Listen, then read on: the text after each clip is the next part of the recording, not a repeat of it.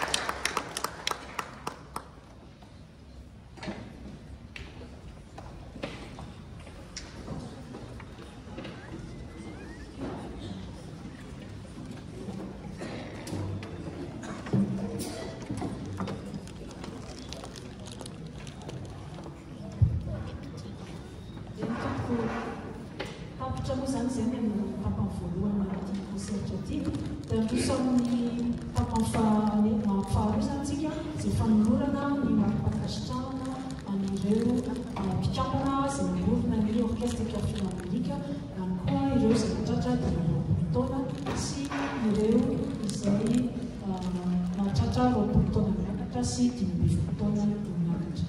Manasany azavaiko vetivety ianao hoe ny antononatolonay naman'izao fotoana izao dia tsy averika ana ohatra teny tamin'ny fanolorana hoe tsy tonga amin'izao fotoana izao zay raha tsy toeram-panolorana. Dia eo ihany koa ny fifalianay zany mba aseho amin'izareo hoe faly izahay nanana an'izareo nanana mpianatra anay. Tiako marina kely zany fa ny zavatra ampianarina tsy resaka hira ihany fa na amin'ny fitantanana fikambanana tahaka izao satria tsy mora ny tonga amin'izao hitanareo ny abetsanay fa betsaka. Dia ny fomba anaovana anazy zany dia ireo fondateur na ireo mpanorona ny fikambanana aloha ny alefa voalohany mahazo medaly volamena dia avy eo sy ireo anaky efatra tamin'ny fikambanana izay nahatratra 10 taona tsy niala teo mihitsy. Dia eo ihany koa ireo chef d'orchestre zany zany hoe mifilazana azy moa hoe pilier de l'OCPA. Hitantsika menakavy tsara fa ny fikambanana tahaka izao tsy afaka mitsangana sy tsy mateza raha tsy manana mpitarika ary ireo no tena lohany sy mikarakara fa tsy ny birao ihany akory. Ka tiako mariny eto mihitsy hoe zava-dehibe ny fananana mpitarika mazoto. Ny mpitarika tsy le mibaiko etiany fa ny mpitarika dia manana zavatra be dia be. Anankitelo izy moa zany no amena medaly eto rehefa avy eo fa ny tianay marina dia ny chef d'orchestre ankehitriny sy ny chef d'orchestre teo aloha izay zokony tamin'ireo chef d'orchestre tamin'ny OCPA dia ny farany izay tsy ambany indrindra hoe dia ny chef pupitre. Chef pupitre moa zany dia lehibe ny sy mikarakara ny musicien zavatra rehetrarehetra ny resaka mozika zany no tena zava-dehibe karakaran'izy telaka zay natokan'izy ireo no singanina teto amin'ny ty fanolorany ty. Dia afaka mandrosa amin'izay zay zany tsika. Sotra fitemenana mety ny araba ho tsy dia rehetra tompoka dia miaraba ny orchestre ny fo tratran'ny fahadimy ambinifolo taona. Efa mihoatra moa le 10 satria fa 20 angamba raha teny marina fa zao ny famaranana amin'ilay fahadimy taona.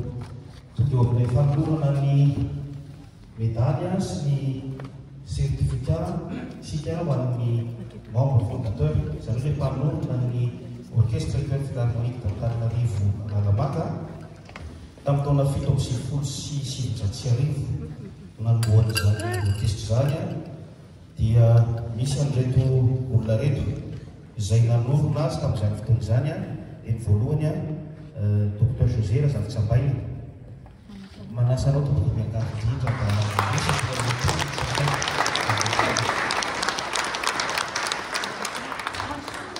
afaka mandroso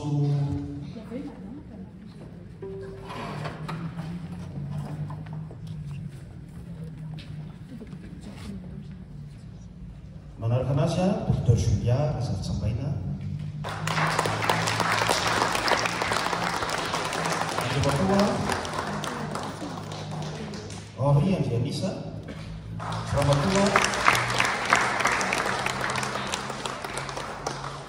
Ramatoa Léopoldine Andrianisa.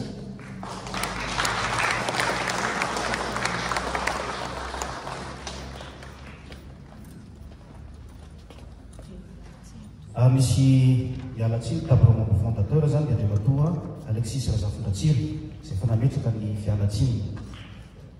Efa zay tokony manolotra anareo an'ireto medaly rehetra.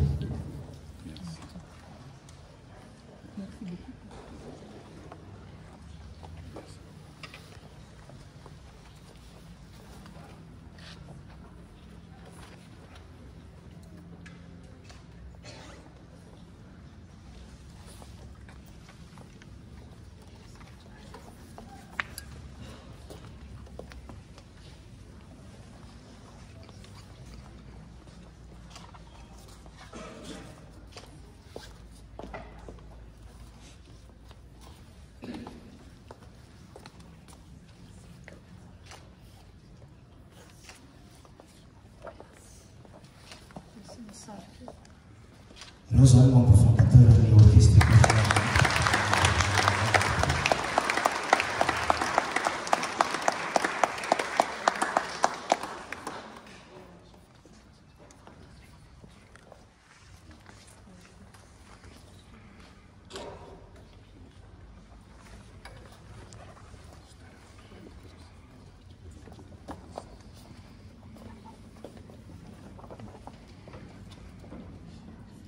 manaraka azy ireo moa dia araka le fanambara teo a dia misy an'ireo mpitendry spira nandritry ny 5 taona atao amin'ny orchestre foana.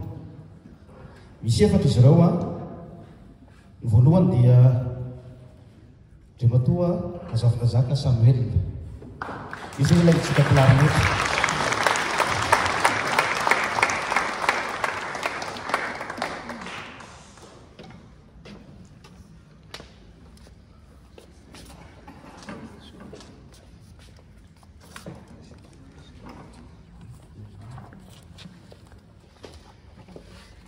Manaraka azy a dia Andriamatoa Ratsifandriamanana Tovohery. Izy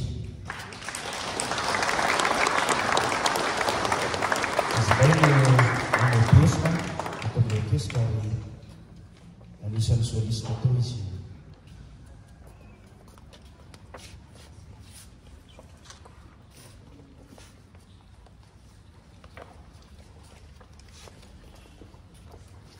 Ramatoa Andrianasy Rivo.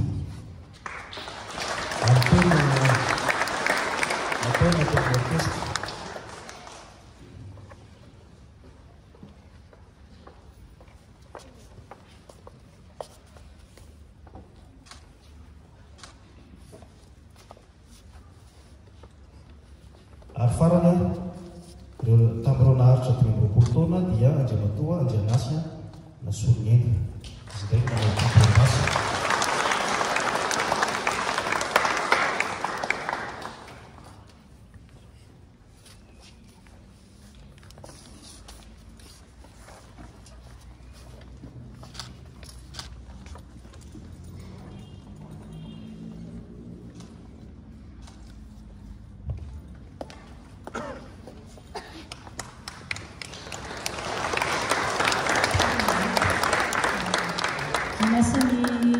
Ny président fondateur moa zany Dr Azafitsangaina dia izy nanangana anatin'ny izy fa izy koa président ny orchestre chœur philharmonique Antananarivo Nalamanga nandritry ny 20 taona. Ka satria moa resaka ny jury mpanao mozika manaraka dia miangavy anazy mba hanoritra ny medaly amin'izy ireo.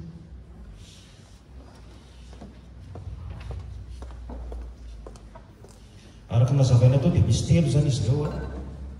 Ny voalohany dia ny chef d'orchestre Andriatsoa Lala.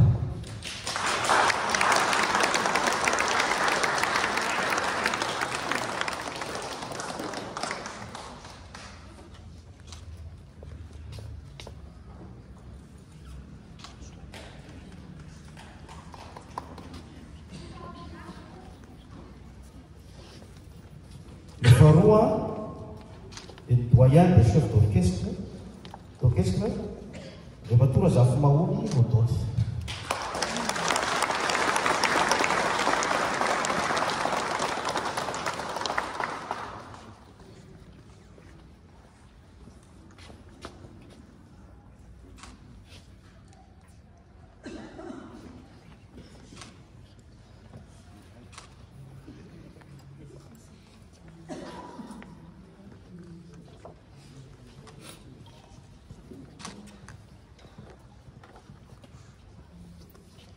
Ary ny violoniste chef pupitre Andriamatoa Rambarijona Entsotsiori Ensa.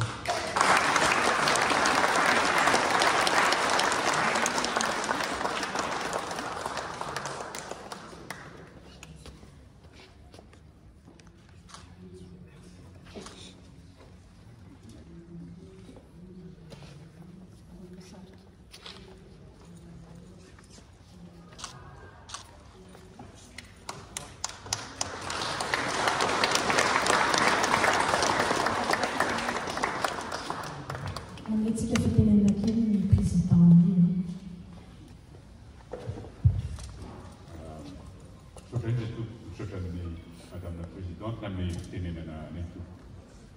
Fa tokoa tenanay mahita fizotran'ny orchestre philharmonique un jour.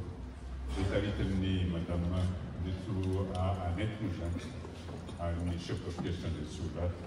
Tena mivoatra mihitsy le izy fa zavatra tsy moramora nanokafana juge ny fahitana azy fa olona bisitra koa mpinamana tia muzika klasika zay nanomorona misy tamin'izao fotoana zay dia niezaka hoe andao amorona muzika klasika. Ny antony dia zao antso ataonay foana fa hoe tokony voatra mihitsy muzika klasika eto Madagasikara.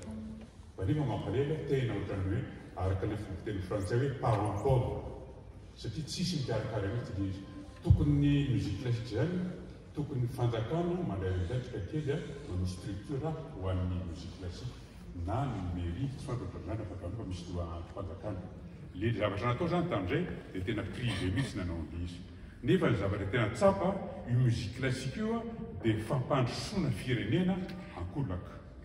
Zany hoe le muzika klasika tena mitaiza ny tanora mihitsiny manana toe-tsaina misy discipline, mana esprit de création, esprit d'entrepreneuriat. Zay zavatra telo zay tena hoe vokatry ny muzika klasika taona amizay tsy magaga tompoko raha mandroso tao ny firenena. Jereo ny Japon, ny zany amin'ny Japon, Corée, ny Chine reny tsy manao anao hoe muzika klasika hoe ano an'ny Occident fotsiny dia tsy manao zareo fa miditra amin'izy mihitsy izy.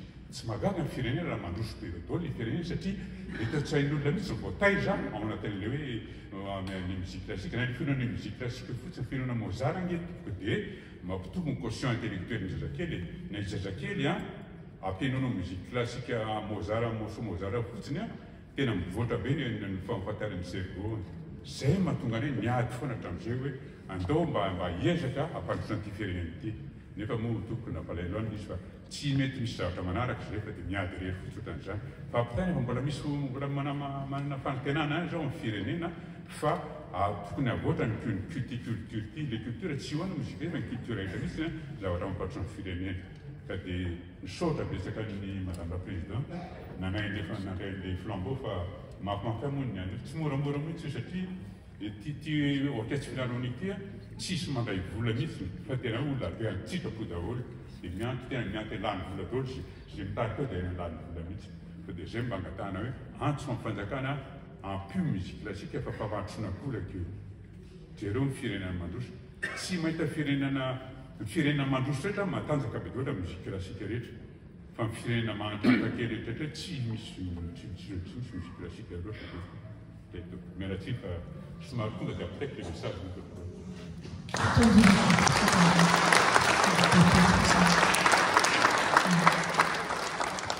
dia fampianarana nentin'ny zareo mpitarika anay moa zany tamin'izany fotoana ary rehefa mitondra dia hita tsara tokoa ny amafina dia ny resaka logistika fotsiny azy zay namafisako hoe tsy resaka mihira sy manao fampisehoana ihany fa betsaka ny zavatra ombady ary zay mbola amerenako foana hoe isorako ny ray aman-dreny ny ankizy sy ny fianakaviana manoana an'izy ireo sy ny ao anatin'ny fikambanana tsy adinontsika fa ny anaty fikambanana koa no miezaka amin'ny fampizarana zavatra rehetrarehetra na dia fianarakira fotsiny toerana ianarakira ny fanaterana sy ny zavatra maro samihafa satria tsisy mikarama fa alefa atsitrapo daholo no ny fitiavana mozika.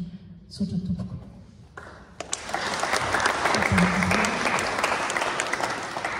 Toy izany